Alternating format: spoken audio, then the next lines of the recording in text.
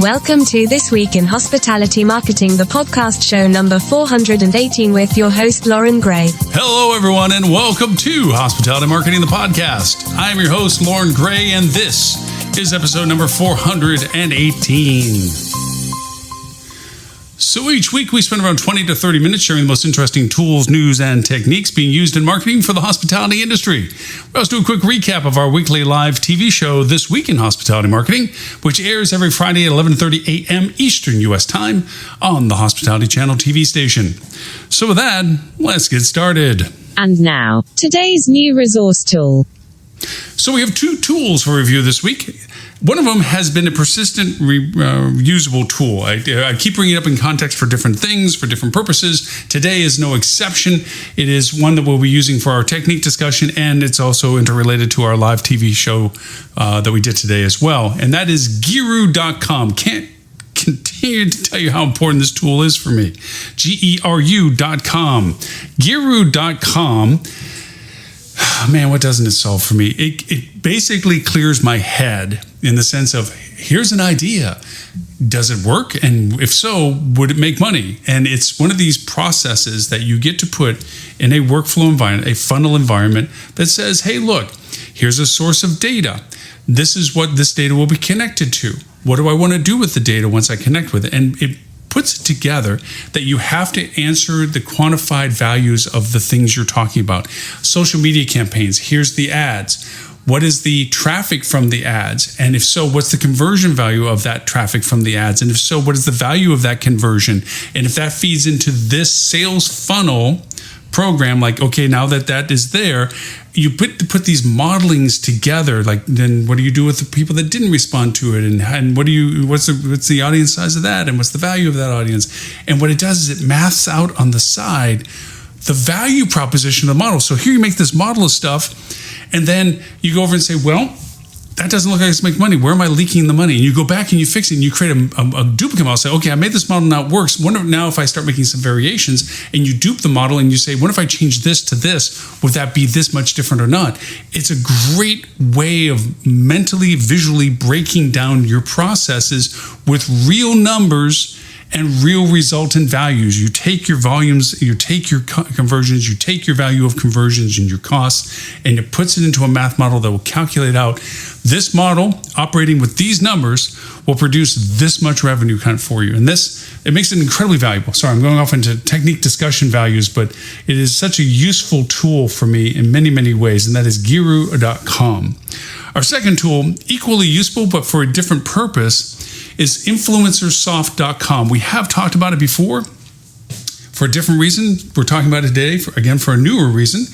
It is influencersoft.com is a funnel creation tool that allows you kind of a one-stop full-service functionality. What I mean by this is Gearu is a modeling tool to understand how it would work. Like, okay, you're building the model to know what you would do once you go back to the platforms that the model is based on, your social platforms, your paid campaign platforms, your CRM platforms, whatever it is, and you institute the model to this. InfluencerSoft is one step bigger than that, where you don't create the resultant from it like you do with Gearu, but you can create the function of it, meaning that you can create your own sub-landing pages for your CRM campaigns that don't necessarily have to tie to yours if you don't want them to. You can create sales campaigns that create funnels, triggers that once they do this, this ad campaign will be connected to your Facebook program. And the Facebook program runs these ads that go towards it, and it actually creates a funnel that is functional. You plug in your Facebook connectivity, you plug in microsites, you plug in your paid campaigns as to where do they go. You create the very pages that they get seen on. You create the very forms they get filled in on. You literally create the funneling programs that run and operate your programs. You can connect it to your Twilio. So for your call campaigns, you can connect it to your social and paid campaigns, as I mentioned before. Your CRM campaigns, it can either run it with other software services like MailChimp or what have you, SurveyMonkey or whatever. It can create these interactions and connectivities in a funnel program. It's incredibly valuable for creating things that you may not have the flexibility to do for your own hotel, your own website, where it's just cost prohibitive to have your web developer developing these things and all these landing pages you need for particular campaigns. And then who are you going to get to connect your Facebook campaign to the platform that will actually use the ad campaigns and drive business to particular landing pages, all that kind of fun stuff. It handles all of that in a really cool way. And that is influencersoft.com. So those are our two tools for today's discussion, for which will be our technique discussion in a moment. And that is Giru.com and influencersoft.com. And that brings us to our technique of the week. Now, for this week's hospitality technique. So our technique discussion, how to identify and establish correct KPIs. So in an infinitely full circle loop of discussions, when we're talking about tools like Giru.com and influencersoft.com, you're creating what your key performance indicators are by the modeling of a funnel. If you're not familiar with workflows and funnels, it is a fundamental tool in market strategy, sales strategy, even operations strategy. It used to be like, the old versions of org charts. Here's the president, here's the boards of directors, here's the department heads, here's the supervisors in those departments. It's a flow through of who handles what where kind of thing. Same mentality visually, different in functionality. Mind maps, which I use all the time for everything and anything, it keeps chaos into some simplistic visual form, is the conditional relationships between what I'm doing versus what I want to do. For those to work, there has to be KPIs. I can create an ad campaign and create a great ROAS for it, but as I've mentioned many times before, it may not provide as much percentage of top-line revenue that I want the program to run. It may be very successful in its run, but it's fractional compared to the full value I want the program to run for. Case in being, I can get a 20-to-1 ROAS on an ad campaign, generate $1,000, but I needed $100,000. So it was only 1/100th of what I needed, 1%. I needed something more substantive than the simple, small 1% contribution that it created. Those KPIs have to be defined between your departments, whether it be for your revenue management team to your marketing team, your sales team with your marketing team and your revenue team, your operations team with fulfillment about top-line revenues for its flow-through. All of those are KPIs, key performance indicators. Having the same vernacular between all the departments is a critical component to the success of the mutual strategies that they get created. That's a lot of words I just used. Think of it this way. Everybody has to agree what the goal is. What's the goal? It should be written on the wall in front of everybody in every department. We need this much money, or we need these many heads in beds, or we need these many cost reductions. Whatever those goals are, that's what's shared by everybody. So with that, you need funnels. You need functionalities. Giru as a tool helps you determine if your idea is correct without having to spend the money to find it out. You can make a lot of very accurate assumptions based on historical data, based on current data that you can put in and realize you can create what's called gateway thresholds, KPIs. If this doesn't hit the volume of X by this time slot of 72 or 120 hours or something, or 5 days or 6 days or 7 days or whatever it is, then this program will not meet its KPI revenue goal, or its KPI occupancy goal, or its KPI traffic goal. Whatever that is, you have benchmarks, milestones is another way of referring to them, that you have to hit at certain intervals for it to be a success. How would you know that? If you need to run it through a simulation of a funnel, which is what Giru as a tool does. If you're looking at it like, okay, I have a campaign, it's going to require multiple platform engagements where I'm going to have an SMS campaign, I'm going to have a Facebook campaign, I'm going to have an Instagram campaign, I'm going to have a Facebook residual campaign, I'm going to have a paid ads Google campaign, I'm going to have a paid Bing campaign.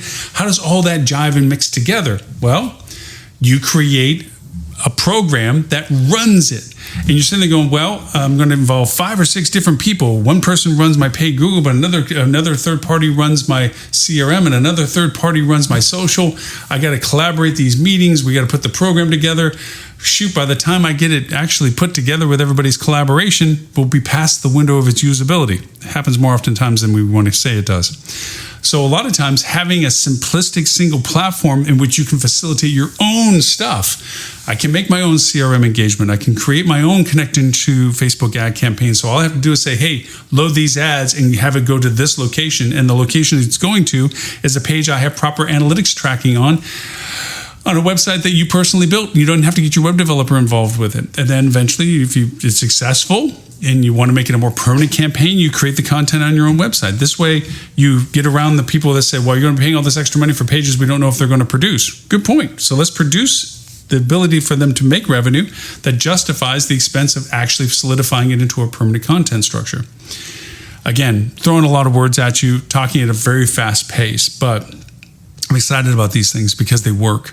They work every day. This is the nuts and bolts functionality of proper marketing and strategy, is putting together realistic, identified goals. Those realistic goals are realistic because you math them out, which means you did something like with a Guru funnel, where you put together all the things you think are a part of what it takes to hit a number, and you know where those numbers come from to make it, so that becomes a realistic number. That realistic number is then determined to be a goal. That goal is then defined into a parameter of performance as to what do we do to create that goal, and that turns into the KPI measurements associated with attaining that goal. It's a structural, progressive process of discovery and education, and it's done by defining correct KPIs. Not pie in the sky, hey, I want to increase our gross revenue for the month of December by 15%. Why not 14.2? Why not 16.8? Why is it 15? It's a nice round and fluffy number. How realistic is that 15%? Where are you going to get that 15% growth from? What channels need to produce at what levels, at what conversion percentages, at what costs for that goal to be realistic? What is the KPI numbers associated with that arbitrary goal? How many more rooms do you have to sell? How many reservations at what length of stays do you need to sell? Do you have the room capacity for the highest demand times over the weekends or weekdays or whatever your business model is, that you can actually say that you can increase business by 15% of gross revenue? That's where real numbers come in. That's where real modeling comes in. And then things like InfluencerSoft can be real tangible intermediaries, what I use them mostly for. Or with properties and businesses that are limited by their brand relationships and things like this, where they don't have the ability and flexibility of adding content to their mothership section of their website, that they need other resources for content to be on, that they can run campaigns to, interstitiary pages. We've had many podcasts and shows discussing about that. InfluencerSoft is one of those. Matter of fact, the last time we brought InfluencerSoft into the tool discussion was when we were talking about interstitial pages that were interim pages that you drove a interest on a topic, or an interest in an offer, an interest in a survey, an interest in something that you needed to expand more content on than you had available to you as a brand hotel. InfluencerSoft as a funnel creation is an incredibly valuable tool. The only things I caution you on is that there's still the requirements of your brand relationship, where CRM is not as a strong user in that funnel as in independent or other hotels that aren't branded, because you can't start garnering your own separate email list outside of the context of the brand, because you run into huge privacy issues and unsubscribe issues that can penalize you badly should you inadvertently send an email as your business, as a branded hotel, to someone that has declined the subscription or notifications from a brand that you're a part of. So don't go the CRM route with things like this, because they can create issues for you. Everything else, fair and open season, especially when it comes to offers that you don't have a lot of latitude on being able to expand on content and so forth. Creating funnels that say, I'm going to have a Facebook content that's going to go to this page. This page is going to have a much more expanded content of, say, our park and fly offshore, on what the conditions are and things, and extra links about weather and airport cancellations or delays or things, the helpful links that people help that I simply can't do on my brand site.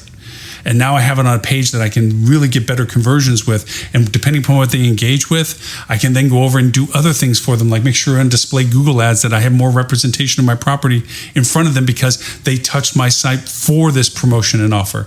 And maybe through that process, I know that I can then see what brand offers and maybe put a CRM in front of them for that. All of that comes from identifying the values with proper KPIs. And how do you identify the data that establishes those KPIs? By realistic numbers through a funnel, through a tool like Guru that identifies the real value of what you're saying you're thinking you're going to do with the numbers that you have to determine if it's feasible, and creating realistic, that's how they become realistic, KPIs. So there you have it. That's our technique discussion with a whole mess of words in a very excited format of how to identify and establish correct KPIs. Now, this week's hospitality news that you should know. So news and show review. Obviously, our live show is very symbiotic to our podcast here. We talked about how to deconstruct and reassemble a failing marketing plan. Fascinating show. Truly loved it. Thank you. I have names of people to thank that have asked me about my references to marketing media plans and fixing them and how do I approach them and so forth. And actually came out of our hospitality marketing club. A lot of the questions these past couple of weeks have been about budgeting processes, getting into the budget cycle of how do we fix what we know we screwed up from our last marketing budget from the previous years. We get prepared for next year's budgeting and so forth. How do you fix broken marketing plans? How do you evaluate performance metrics? It came from a lot of those questions in the club and people sending me questions similar to it. So came up with the topic of how to deconstruct and reassemble a failing marketing plan. We went very step-by-step progressive in the show. I don't want to take over any thunder from the live show. It was a great show, not because I had it and I'm being egotistical, but because content was very action steps driven. It was very much step 1, step 2, step 3, step 4. This is a source. This is the way you look at it. It was a very methodical approach to the program of how to create a reassembled product of a marketing plan, how to make it, again, KPIs, the symbiotic with our podcast here about creating and establishing correct KPIs, ways of doing it. That's why we have the tools, Giro and Influencersoft, because those are the ways that you first analyze what you're doing and assess your current progress as to what numbers you're creating to know where the fail points are, where you're bleeding traffic because of the lack of conversion, where you're bleeding spend because of the lack of value. Where your content is irrelevant to your programs and filling those gaps correctly. That's the process and modality that we talked about in great detail with the live show. By all means, you can go to hospitalitychannel.tv.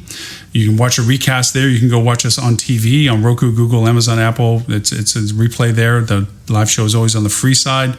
You can watch a replay of the live show there.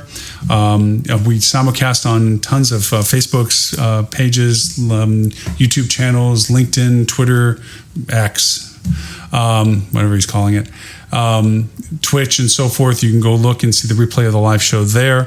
Of course, we'll be putting the whole transcriptions up, and also I will do a recap article because the show was that good that the recap article should be very fundamental and functional and usable. We'll post that up on the website, hospitalitydigitalmarketing.com. Also, it'll be on hospitalitychannel.tv. Good stuff on all of those. So remember, you can find us, the podcast, this one, on Google Play, Apple iTunes, iHeartRadio, SoundCloud, Stitcher, Spotify, Pandora, TuneIn. The list goes 39 platforms and counting. We're even on Amazon's Alexa, Google Assistant, and Siri. Just ask them to play the Hospitality Marketing Podcast. It'll play this one, being the latest one, until the next one next week we do. If you, no matter which one you use, please, if you haven't already, rate us, hopefully well. And leave a comment. We reply to all comments. I take any emails directly at lauren@hospitalitydigitalmarketing.com, both for the podcast and the live show, questions, suggestions, topics. I also have an audio link that you can use anytime you want to answer our question of the week and or any insights or feedback you'd like to give, and then give us the level of permissions that we can use it. And that's at hdm.news/talkback. That's an audio engagement you can do. Also, you can also join us on our hospitality marketing.club if you're a hospitality marketing professional. You just have to put your email in. I send you a quiz. If you get 90% or better, that shows you have fluency in the space. We're not here to teach people, hospitality marketing, the basics. There's plenty of people that do a poor or average job of it. But there are people out there that already do that. But we're there talking to people that are already in the space that need to talk to peers, journeyman level and up, that want that collaboration. Of course, always our I Love Lucy rerun channel for all of our podcasts and live shows are at hospitalitychannel.tv. Don't forget our weekly live TV show that we do on our hospitality TV station, which is in 209 countries and translated in 11 languages. And that is, the live show is This Week in Hospitality Marketing, the live show. You can catch us on our Apple or Google iOS app as well, called the Hospitality Channel. Just look for it in the App Store or Google Play Store. You can also go to talktravel.tv if you want to go to the website for the TV station. Or you can look us up again on Roku, Google, Amazon, Apple, Samsung, LG, any smart TV. Just look for the Hospitality Channel. You'll find our TV channel there. There is a pay gateway for richer content, but the live show is always on the free side of that But please get our channel downloaded for that as well. So there you have it. My name is Lauren Gray. I thank you for the privilege of your time, and I look forward to talking to you all next week. You have been listening to This Week in Hospitality Marketing, the podcast show 418, brought to you by Hospitality Digital Marketing and in support of the HSMAI, Hospitality Sales and Marketing Association International. All right reserved, copyright 2023.